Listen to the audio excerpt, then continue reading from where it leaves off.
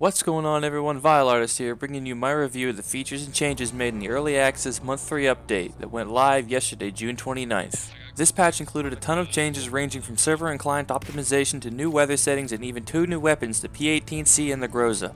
I'll be going over some of these changes and how they work in game and whether or not they are good for the future of Battlegrounds. In addition, be sure to stick around until the end of the video for information about our upcoming giveaway for reaching 750 subscribers on YouTube. If you like this video and want to see more like it, please be sure to let me know by leaving a like and a comment, and if you want to support this growing community, please subscribe to my channel and join me on Discord. Links to Discord and all my social media are in the description below. I'd like to start this video off with saying that we won't have time to cover everything included in the patch and still keep this video short because there are simply too many changes included this month to go over all of them in one video. For full information on the patch and to read up about all the changes, please follow the link in the description to the official patch notes. There is still a lot of great content to discuss, so please bear with me and I'll try to make this video as quick as possible.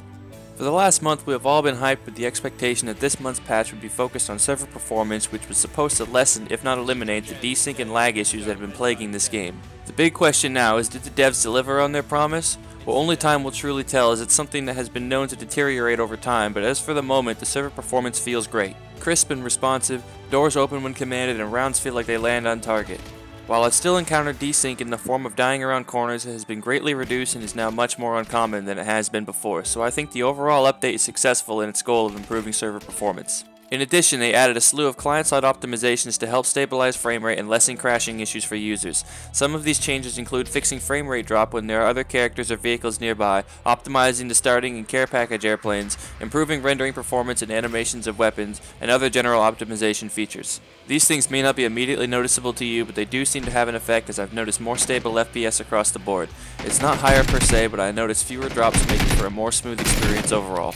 Now for the fun stuff. Changes to the gameplay, world, items and vehicles, and lastly the new weapons. The most immediately noticeable changes to the gameplay are the ease of use features they added to looting and interaction with the game world. For example, they changed the looting pickup animation to a sort of quick bend over instead of the stopping crouch. What this does is allows us to loot while continuing to move around, so it becomes much easier to press F and pick up an item really quick instead of having to stop and crouch or open your inventory and quick drag the item over. Both of these were very inefficient for single items, so the changes come to great relief to me and many other players that were now able to quickly pick up things without having to slow us down considerably. Another great change is the ability to cancel the reload of a weapon when pressing F to open a door. Why this is important is because frequently in the beginning of a round you drop down and find a shotgun in a house, go to reload it and try to go into the next room to find more gear, and you ended up getting stuck staring at the door waiting for the lengthy reload animation to complete before you could move. In that time, an enemy would walk up behind you and bang, you're dead. Now when you're reloading and you press F to open a door, it will pause the reload in the middle and proceed to open the door, then you can finish the reload once you've opened it. This saves a lot of frustration. It's subtle but still a huge relief. Something else they did that is a fantastic change is that they removed the ability for people to kill steal in duos and squad games. Now when a player knocks down an enemy and someone else finishes off the down player, the person who initially knocked them down will get credit for the kill and not the person who finished him off. And finally, there were some changes to weapons, specifically spawn rates and balancing, as well as the addition of burst fire mode for the Vector and UMP. The UMP also received a slight recoil increase, making it less effective for long distances. It is still extremely effective in close quarters, so no, the UMP was not completely nerfed. It is still one of my favorite weapons to pair with a sniper. Spawn rates of the Uzi have been increased and spawn rates of the UMP and SCAR have been decreased, but rest assured they're still easy enough to find. Even post-patch, I found 3 UMPs in one house before and seen other players on stream with similar results. It's still common, so don't get all worked up. As for the addition of burst fire mode for the Vector and UMP, it's terrible, don't use it. These SMGs have low damage per bullet, so you need to hit as many shots as possible for them to kill quickly. The burst fire mode only lessens the number of rounds you can fire at your target in a short period of time, which makes the guns deal less damage per second overall. The recoil on these guns is not too severe for you to be able to control even in full auto mode, so there is no need for a burst fire mode to try to accommodate that. Just learn how to control your gun and use full auto, you won't regret it. There are a number of other changes to the gameplay that are less significant, so I won't go over all of those, but if you want to know more about them, you can check out my initial patch impressions video where I cover all of these features, or just check the description for a link to the full patch notes and you can read for yourself. The map has received a couple changes, one major and one minor. The major change is the addition of 2 new weather modes, Clear Skies and Sunset. Yes, the Sunset mode has made it into the game in this month's patch. Here's hoping we'll see fog next month. As for the minor change, they added new destructible cabins around the map. Now initially we had thought this meant that they had changed the small huts scattered around the map to be destructible, which would have greatly cut down on the endgame camping meta that is plaguing the game. But no, that is not the case. These new cabins are a separate structure that have been placed in small numbers around the map in addition to the already existing huts, which have now been changed to concrete, further solidifying their indestructible nature. Please devs, don't support camping anymore. This mechanic is very bad for gameplay as it rewards the players who sit around and intentionally avoid confrontation and punishes the ones who go out of their way to seek combat and make the game fun to play.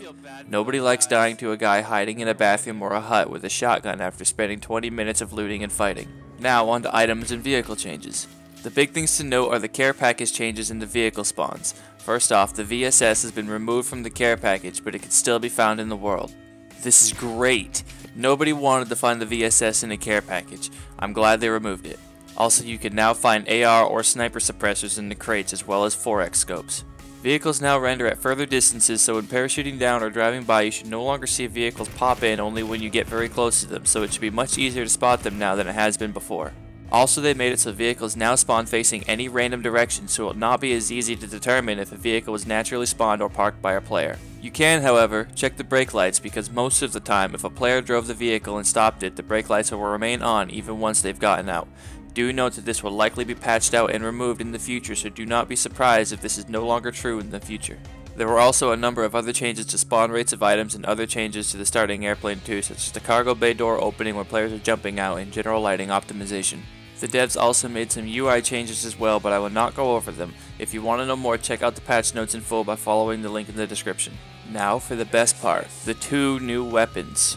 They have added the Glock G18C in the form of the P18C as it appears in game, as well as the Groza assault rifle. The P18C is a 9mm semi and fully automatic handgun capable of attaching a suppressor, red dot in the normal quick draw, extended, and extended quick draw magazine. The P18C in full auto mode, which you should always use in my opinion, is extremely powerful and viable as it's basically a pocket version of the Uzi in its base form. The fire rate is incredible, and with the extended mag it contains 25 rounds, which is more than enough to spray down any opponent within 10 meters with ease. This handgun changes the whole outlook on sidearms in Battlegrounds, providing us with an immediately useful weapon that has purpose for more time than just the initial 5 minutes of the game, which is how the other handguns feel. I would be very happy to have a P18C on my hip and forego an SMG secondary in favor of a better mid-range weapon, giving loadouts the capability to now have 3 weapons distinctly suited to their target role: a long-range sniper, a mid-range AR, and a close-range spray weapon in the form of the P18C. I will always be picking this thing up when I find it, it's just that good. The Groza is a new care package only assault rifle that is chambered for 7.62 ammunition and is capable of attaching a suppressor and optics ranging up to 4x scope as the maximum magnification possible. You cannot equip an 8x or 15x scope on the Groza, nor can you equip any foregrips, stock attachments, or compensator and flash hider. The Groza aims to fill a close to mid-range role in the AR class, and I like to think of it as an AR SMG hybrid. It has very fast fire rate for an AR and feels similar to a UMP in terms of its fire rate, and it's very effective in close ranges using third-person camera or a red dot aiming down the sights. This gun absolutely tears through enemies so quickly that they can't possibly have known what hit them before they were dead. I love it, and it will always be a wonderful treat to find the Groza in the care package. It's a perfect secondary weapon to supplement any sniper rifle as it can easily handle the medium to close range threats that a sniper rifle is not ideal for. Lastly, there were a number of bug fixes that I will not be covering. If you want to know more, check out the patch notes in full by following the link in the description. Now that we've reached the end of the video, I'd like to talk about our upcoming giveaway where I will be giving one lucky person a free copy of PlayerUnknown's Battlegrounds after we reach 750 subscribers. If you want to be part of this giveaway, check back with the channel in the next few weeks and there will be more information as we come closer to our goal. Please support this community by sharing with your friends, and if you or someone else you know would like to win a copy of PlayerUnknown's Battlegrounds, be sure to subscribe and help us reach the goal sooner. That's all for this video, thank you for watching, and if you like this video please let me know by leaving a like and a comment. If you want to support our growing community, please subscribe and join my Discord to hang out with me and play some Battlegrounds. Thank you again for all of the support and encouragement. This has been Vileartist, and I'll see you all next time.